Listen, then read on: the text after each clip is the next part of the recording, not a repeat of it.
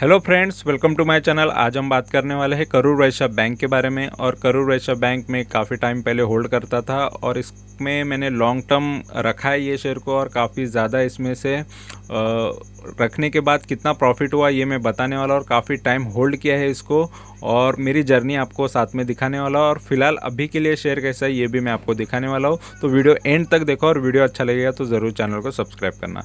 तो सबसे पहले यहाँ पर मैं दिखा देता हूँ करूर वैश्य बैंक।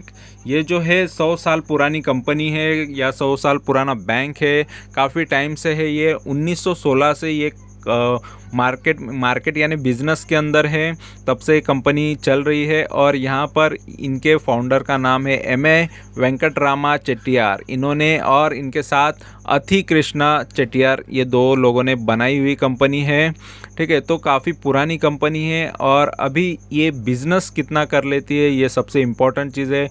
बैंक है तो बैंक है, लेकिन उसका सेल कैसा होता है या उसकी अर्निंग कितनी है, ये सारी चीज़ें मैं आपको डिटेल में बताने वाला हूँ। तो एंड तक वीडियो देखो, और वीडियो अच्छा लगेगा तो ज़रूर चैनल को सब्सक्राइब करो। तो यहाँ पर मैं डायरेक्टली आपको स्क्रीनर पे लेके चलता हूँ। और स्क्रीनर यहाँ पर आपको मार्केट कैपिटल दिखा रहा है कि 6700। देखो काफ़ी पुरानी कंपनी, 100 साल पुरानी कंपनी होके भी कंपनी के पास मार्केट कैपिटल काफ़ी कम है इस मुकाबले में। क्योंकि आज के कंपेयर में अगर अदर कंपनीज या अदर बैंक देखोगे तो उससे भी ज़्यादा मार्केट कैपिटल है, और ज़्यादा उनको साल भी नहीं हुआ मार्केट में आकर। ठीक है, तो जैसे प्राइवेट बैंक्स, तो यहाँ पर ये चीज़ देख लो कि इसका जो प्राइस है फिलहाल अभी 84 का चल रहा है, और ये इसका लो जो मारा था इसने 41 का। तो 41 से ये 84 आया है या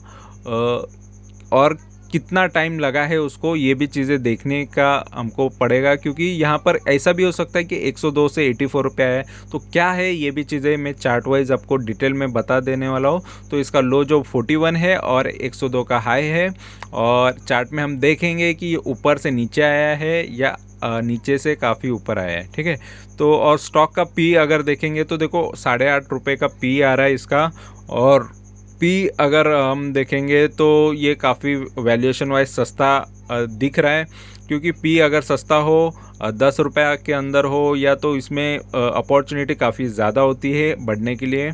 और यहाँ पर बुक वैल्यू की बात करेंगे तो बुक वैल्यू देखो 95 का आ रहा है, तो ये एक पॉजिटिव चीज़ है। डिविडेंड यील्ड देख लो 2% का लगभग 1.90% है, यानी 2% का डिविडेंड भी देती है, तो ये भी चीज़ अच्छी है। ROC और ROE थोड़ा सा ख़राब है। ROC देखो 5%, रिटर्न ऑन कैपिटल एम्प्लॉयड ये चीज़ थोड़ी ख़राब है, कम है। और रिटर्न ऑन इक्विटी ये भी थोड़ा कम ही नज़र आ रहा है यहाँ पर, रिटर्न ऑन इक्विटी।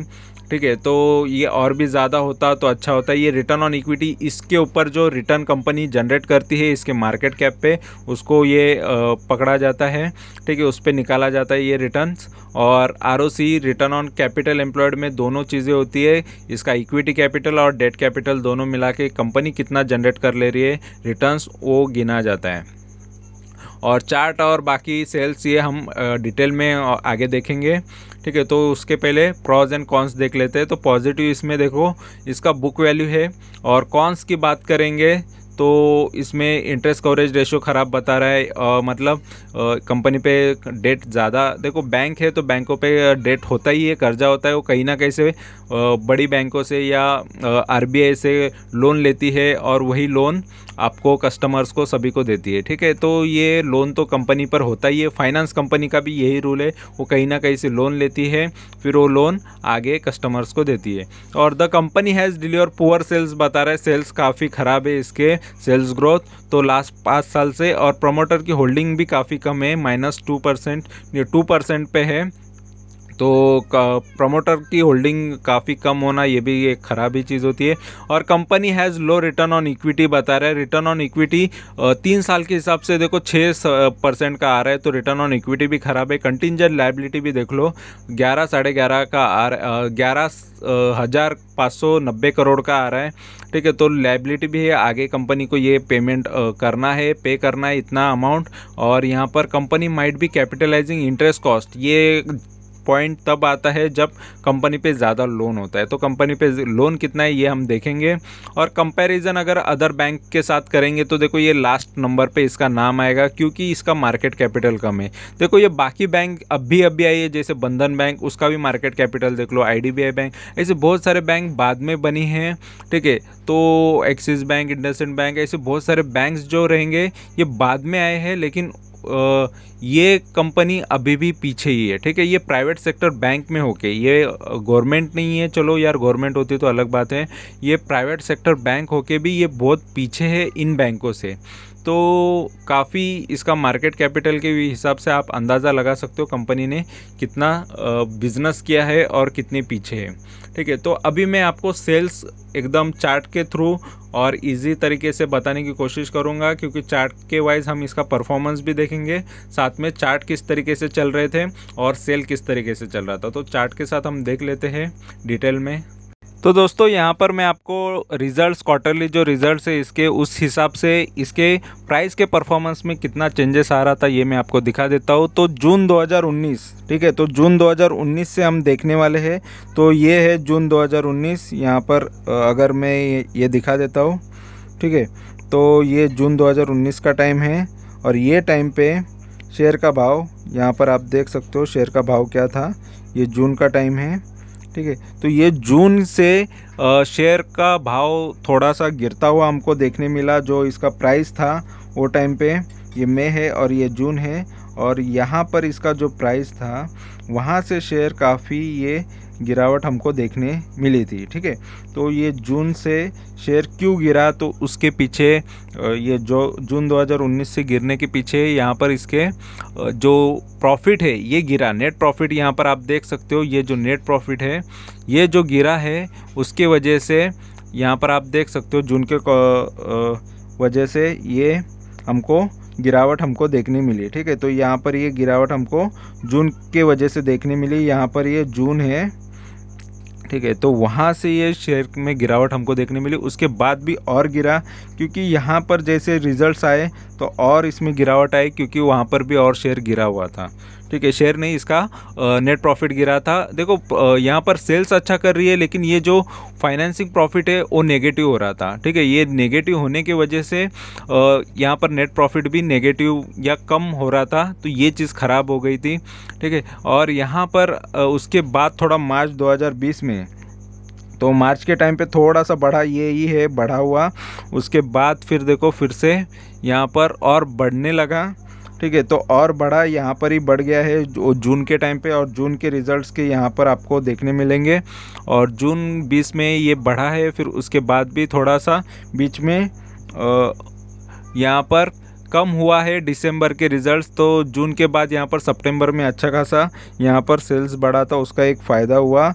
फिर यहाँ पर एक गिरावट हमको देखने मिली। तो मेजॉरिटी यहाँ पर मैं यही बताना चाहता हूँ कि सब चीज़ें सेल्स पे ही डिपेंड होती है। जैसे इसका सेल या नेट प्रॉफिट होता है, तो जैसे ये गिरावट हमको देखने मिलेगी तो उस हिसाब से शेयर परफॉर्म करता है। और उसके बाद यहाँ पर जून 2021 के देख लो, तो ये जून 2021 यहाँ पर है, जून 2021।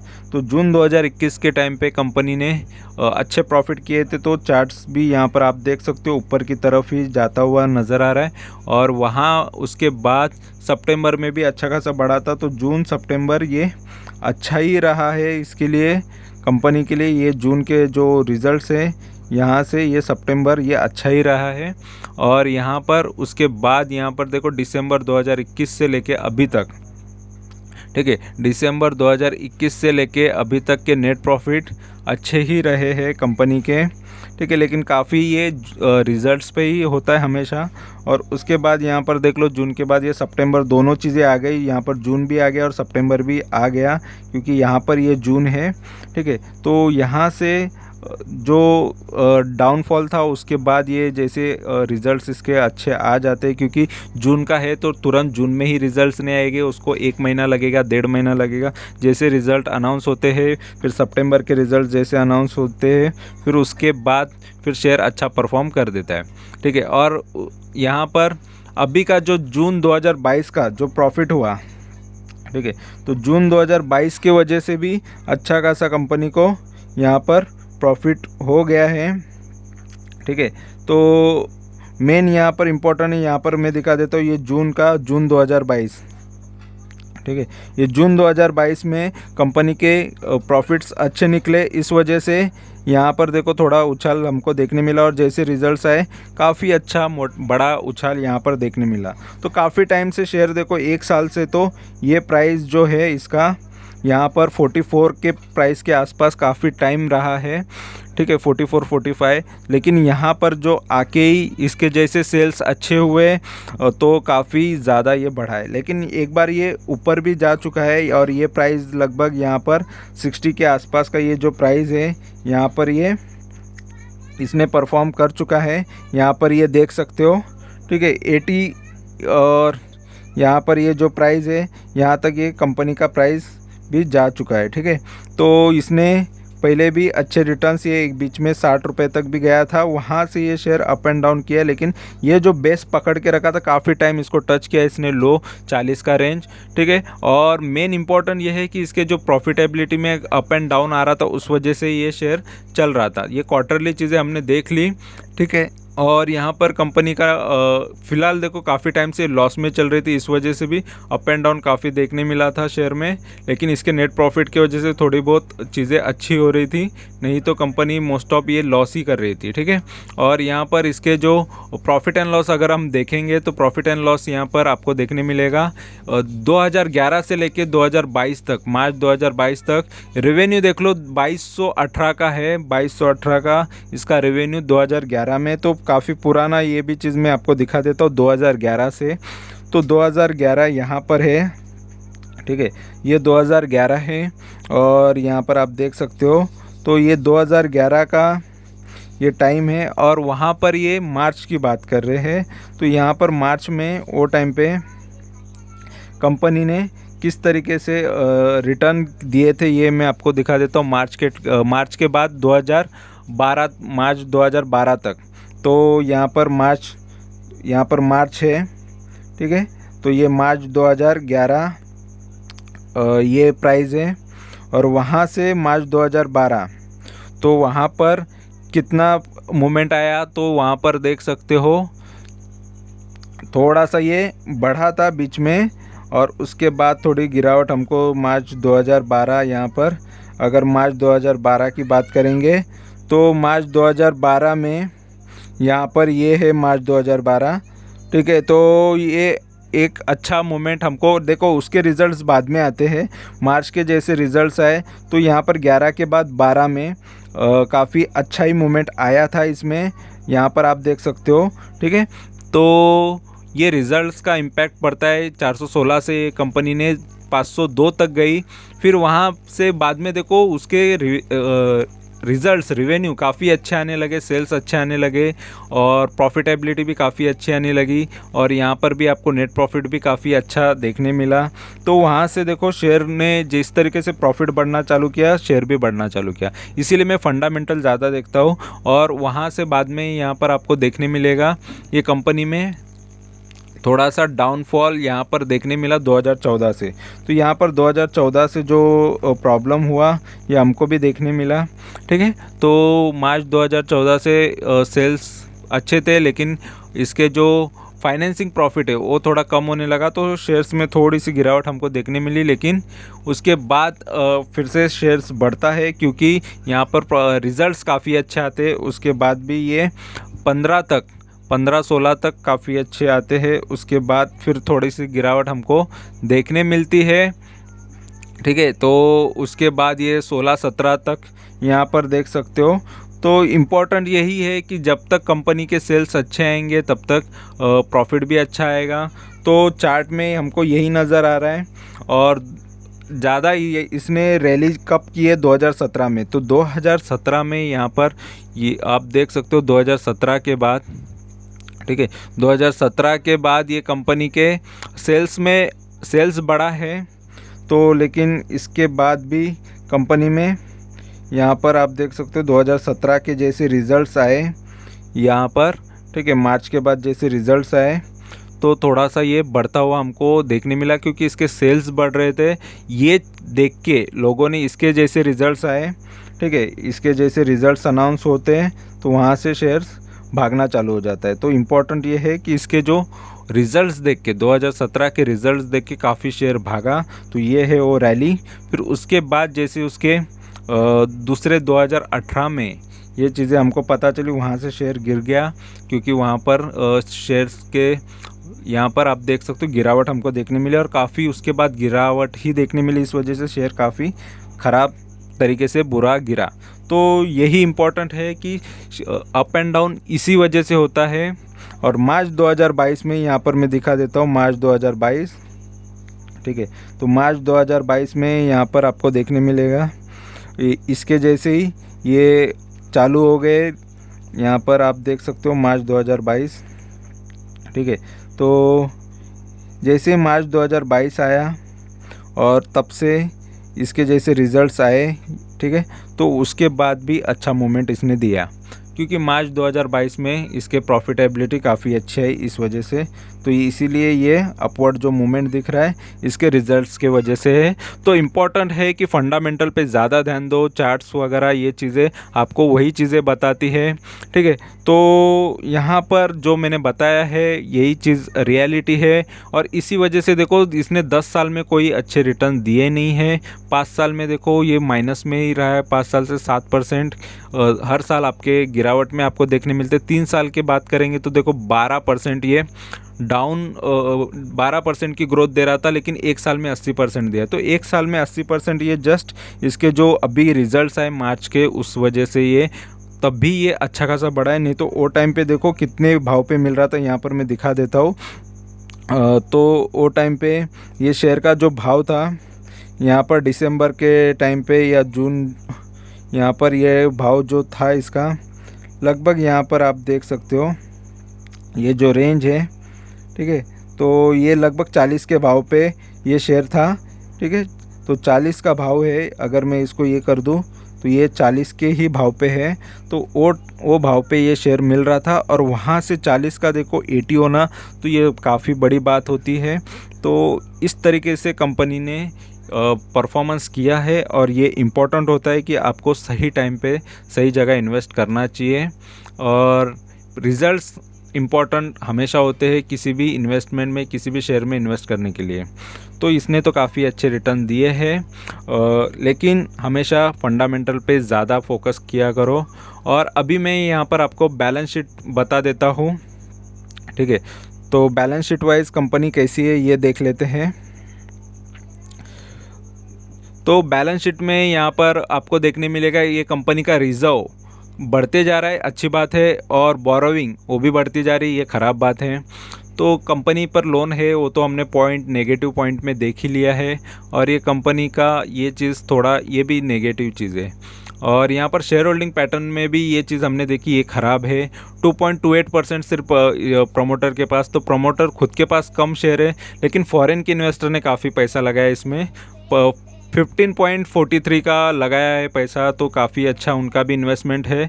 डीआईज ने भी काफ़ी ज़्यादा पैसा देखो डीआईज बढ़ा रहे, तो कंपनी लॉस से थोड़ा प्रॉफिट में जा रही है करके, और इसमें अपॉर्चुनिटी काफ़ी बाकी है इसलिए, ठीक है। आगे जाके ये कंपनी काफ़ी ज़्यादा रिटर्न दे तो काफ़ी अच्छी बात है। और पब्लिक का भी यहाँ पर इन्वेस्टमेंट थोड़ा कम हो रहा है, पब्लिक थोड़ा बहुत बेच रही है, लेकिन डीआईज खरीद रहे, ये सबसे अच्छी बात है, ठीक है। डीआईज और एफआईएस तो पॉजिटिविटी है कंपनी के अंदर। और ये शेयर में मैंने कब इन्वेस्ट किया था, कितना किया था, ये मैं बता देता हूँ। तो जब मैंने ये कंपनी में इन्वेस्ट किया था तब इसका भाव क्या था, और क्या भाव से ये शेयर में मैं मेरे रिटर्न्स रहे हैं, वो भी इम्पोर्टेंट है। तो वो भी मैं आपको बता देता हूँ। तो दोस्तों ये शेयर में मेरी जर्नी जो रही है, लगभग 2017 में मैंने ये कंपनी में इन्वेस्ट किया था, ठीक है। तो 2017 काफ़ी टाइम पहले मैंने ये कंपनी में रहा था, और वो टाइम पे मैंने इसको लॉन्ग टर्म के लिए ही इन्वेस्ट किया था। तो काफ़ी जगह से सुनने के बाद कि ये कंपनी अच्छी है, और खुद भी थोड़ा रिसर्च कर लिया था, तो वो टाइम पे मैंने इसको लॉन्ग टर्म के लिए ले लिया था। और वो टाइम पे क्या हुआ देख लो, यहाँ पर 2017 यहाँ पर, ठीक है। तो यहाँ पर आपको ये चार्ट में आपको मैं दिखा देता हूँ। ये जो प्राइस है ये 2017 के टाइम का है, और ये 2017 के टाइम पे शेयर देखो कितने का था, यहाँ पर दिखा देता हूँ, तो ये जो भाव चल रहा है ये भाव पे था, ठीक है, 64 के भाव पे, 67 के टाइम पे वो टाइम पे था। लेकिन ये जो ये कैंडल जो बनी है इसके अंदर ये जो शेयर का भाव है तभी देखो ये 87 भी बता रहा है, और वो टाइम पे मेरा भाव जो था इसके अंदर वो बताता हूँ, जो इसका जो कैंडल का हाई है, और वो टाइम पे ये कंपनी के अंदर या ये बैंक के अंदर मेरी इन्वेस्टमेंट लगभग 93 की थी। तो 93 का ये फरवरी के अंदर ही प्राइस आया था। तो ये टाइम पे मेरा यहाँ पर ऊपर के भाव पे मेरी इन्वेस्टमेंट थी, ठीक है, फरवरी 2017 में। तो ये अप एंड डाउन काफ़ी होता है इस वजह से। तो वो टाइम पे मैंने इसको 9 फेब 2017 में इसको मैंने ख़रीदा था, और वो टाइम पे ये शेयर में से उसके बाद ये शेयर देखो काफ़ी ये बढ़ा भी, ठीक है। चलो मैंने ख़रीदा तो मेरा कहीं लॉस नहीं हुआ। तो ये शेयर का ये हाई जो देख रहे हो आप, ये जो हाई है ये इसने लगभग 130 के ऊपर मारा था ये हाई। तो उतना रिटर्न्स मुझे यहाँ पर नज़र आ रहे थे, लेकिन मैंने वो रिटर्न्स नहीं लिए क्योंकि यहाँ पर देखो 2017 के टाइम पे इसके काफ़ी अच्छे यहाँ पर नेट प्रॉफिट भी देखने मिल रहे थे, ठीक है, नेट प्रॉफिट भी अच्छे देखने मिल रहे थे। लेकिन उसके बाद ये गिरावट हमको देखने मिली क्योंकि उसके प्रॉफिट भी गिर रहे थे। यहाँ पर आप देख सकते हो प्रॉफिट गिर रहे थे, तो मेरा शेयर भी कंटिन्यूसली गिरते गया और मैंने इसमें से नहीं निकला, तो ये मेरा नुकसान हो गया, ठीक है। तो मैंने 2017 से लेके 2001 और टाइम है 20 का टाइम है, वो टाइम पे कोविड भी आ गया था, तो काफ़ी शेयर की हालत ख़राब हो गई थी। लेकिन तब मैंने इसमें काफ़ी ज़्यादा इन्वेस्टमेंट किया। देखो मेरा 93 का बाइंग था, तो मुझे काफ़ी ज़्यादा उसको ख़रीदना और पड़ा, और काफ़ी क्वांटिटी होने के बाद मेरा एवरेज प्राइस काफ़ी कम मैंने लाया इसको, क्योंकि वो टाइम पे ये शेयर मुझे कितने का मिल रहा था, ये यहाँ पर देख सकते हो, ये जो लो दिख रहा है ये लगभग, ठीक है, अगर मैं इसका लो अगर आपको मैं दिखा दूँ तो ये लो जो है इसका ये 18 का एक ये लो है, ये 18 का, ठीक है। अगर मैं यहाँ पर आपको मार्क कर दूँ तो यहाँ पर देख सकते हो ये 18 का भाव यहाँ पर आपको देखने मिलेगा। ये जो 18 का भाव है तो वो भाव ये शेयर में था, ठीक है। तो इस वजह से ये शेयर में ये रहा हूँ मैं, ठीक है। तो ये उसके बाद ये शेयर देखो काफ़ी बढ़ा, लेकिन ये टाइम पे मैंने काफ़ी ज़्यादा क्वांटिटीज़ ख़रीदते गया और बहुत सारे क्वांटिटीज़ ऐड करने का ये फ़ायदा हो गया कि मैंने फिर बाद में इसको अच्छा एवरेज करने के बाद ये शेयर के अंदर से मैं निकला। और मैं निकला कब ये भी बता देता हूँ। तो मैंने इसमें से 26 अगस्त 2020 को ये शेयर में से मैं निकल गया। तो 2020 में ही निकला, लेकिन अगस्त में निकला, ठीक है। तो अगस्त के अंदर ये फटाफट ये शेयर में से यहाँ पर अगस्त के अंदर ये, और भाव क्या था ये बता देता हूँ आपको। तो मैंने इसमें 43 या 42.30 के टाइम पे मैं इसमें से निकल गया, ये कैंडल पे निकल गया, क्योंकि ये टाइम पे मैंने इतने क्वांटिटीज़ ऐड कर ली और बहुत हल्का फुल्का प्रॉफिट लेके निकला, बहुत ज़्यादा भी नहीं तो मुझे और भी ज़्यादा हो सकता था। तो लगभग यहाँ पर मैंने जस्ट 20% ही प्रॉफिट लिया, क्योंकि ऑलरेडी देखो शेयर काफ़ी गिरा था, इसके प्रॉफिटेबिलिटी मैंने देख ली थी। और ये चीज़ की वजह से मैं ये कंपनी से, क्योंकि इसके जो नेगेटिव चीज़ें देख ली उस वजह से ये शेयर में से निकला। लेकिन उसके बाद माहौल बदला, कंपनी पॉजिटिव प्रॉफिट देना चालू कर रही थी, यहाँ पर आप देख सकते हो। लेकिन मुझे वो टाइम पे काफ़ी शेयर्स निकाल ही रहा था, कोविड के टाइम पे काफ़ी शेयर्स गिरे थे, तो इस वजह से ये शेयर को भी मुझे निकालना पड़ा। और ये शेयर ने उसके बाद भी अच्छा खासा मोमेंटम दिखाया भी, यहाँ पर आप देख सकते हो। तो ये एक अच्छी बात होती है कि आपको ये शेयर थोड़ा लॉन्ग रखने के बाद भी बहुत कुछ सीखने मिलता है। तो ये शेयर से यही सीखने मिला। देखो हर एक चीज़ फंडामेंटल पे है, ये मैं मानता हूँ, इसीलिए चीज़ें मैं हमेशा ज़्यादा से ज़्यादा फंडामेंटल ही बताता हूँ, बाकी चीज़ें नहीं बताता चार्ट वाइज, ठीक है। तो चार्ट वाइज लोगों को समझ में आ जाता है कि शेयर गिर रहा है तो ये अभी गिरेगा, लेकिन क्यों गिर रहा है इसके पीछे वजह सिर्फ फंडामेंटल होते हैं। तो इस वजह से मैं ये चीज़ें बताता हूँ। ये फंडामेंटल अच्छे हुए तो और भी शेयर बढ़ जाता है, और थोड़ा कुछ ख़राब हुआ तो और गिरता है, और अच्छा हुआ तो और ऊपर जाता है। तो ये चीज़ें इम्पॉर्टेंट है, और इसी वजह से मैं बताते रहता हूँ कि सेल्स देख लो, उसका बिज़नेस देख लो, प्रॉफिट देख लो, प्रॉफिटेबिलिटी हर एक कंपनी की देखोगे तो ही अच्छा है। अगर विदाउट रीज़न शेयर बढ़ रहा है तो उसको ऑपरेटर लोग बढ़ाते हैं। अगर कोई शेयर में कुछ भी धंधा नहीं, कुछ भी बिजनेस नहीं है तो ऑपरेटर ही बढ़ाते। तो ये चीज़ थोड़ी ख़राबी होती है। तो ये शेयर में मेरा यही कहना है कि ये शेयर देखो फ़िलहाल अभी पॉजिटिव में जा रहा है। बाकी बहुत लोग इसमें इन्वेस्टेड है, DIs है, FIs है, पब्लिक भी है, प्रमोटर बहुत कम है। तो विदाउट प्रमोटर की भी कंपनियां चलती है, लेकिन FIs और बड़े अच्छे लोग उसके साथ होने चाहिए। प्रमोटर के अलावा फॉरेन के FIs भी अच्छे से कंपनी चला सकते हैं और DIs भी चला सकते हैं, ठीक है, क्योंकि अच्छे से अच्छे मैनेजमेंट को अपॉइंट करके, क्योंकि डिसीज़न सभी का होता है उसके अंदर मीटिंग के थ्रू। तो इस वजह से कोई डरने की बात होती नहीं है। तो फिलहाल ये कंपनी में मेरा तो देखो इन्वेस्टमेंट अभी रहा नहीं है, लेकिन फिर भी किसी को लगे तो ये कंपनी में इन्वेस्ट करना है तो जो भी है मैंने क्लियरली इसमें बता दिया है। आपको जो लगता है कि आपको इसमें इन्वेस्ट करना है नहीं करना है वो आपका खुद का डिसीज़न होना चाहिए।